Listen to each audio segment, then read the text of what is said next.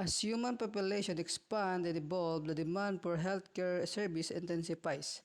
With each new life added to the population, the need for accessible and quality healthcare grows exponentially. Here are some problems and challenges in access to healthcare.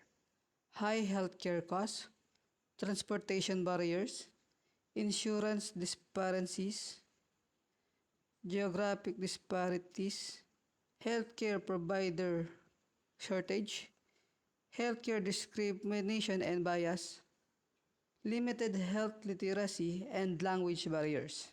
To overcome these obstacles and improve healthcare services, strategies such as expanding insurance coverage, investing in telehealth services, enhancing transportation options, cultural responsiveness, addressing reproductive health needs, preventive care, ensuring healthcare for all, increasing healthcare force capacity can play a positive or crucial role in ensuring equitable and accessible healthcare for all individuals.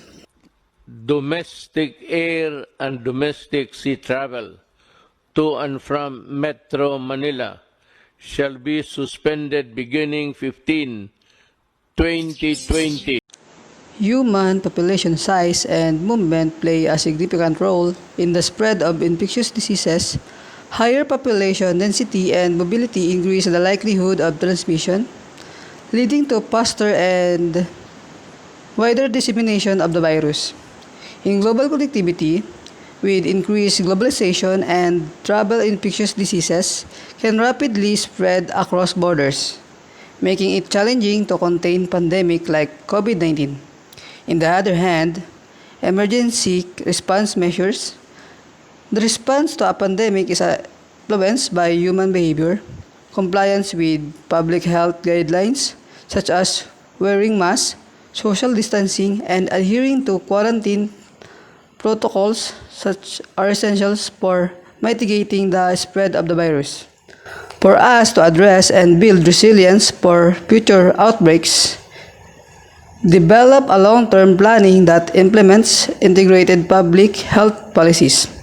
A sustainable strategies that includes coordinating surveillance, case management, risk communication, and operational app support for better outcomes.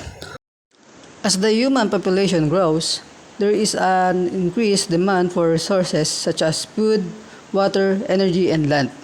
This heightened growth can outstrip the availability of resources, leading to environmental degradation, loss of biodiversity, and contamination of air, water, and soil. These factors can directly impact human health by increasing the risk of diseases, malnutrition, and exposure to pollutants. Mitigation strategies are implement policies for resource management, pollution control, and conservation efforts.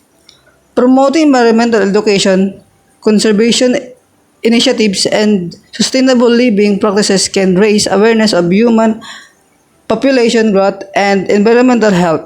Each of us must encourage one another in sustainable behaviors that can help protect the health of both humans and environmental populations.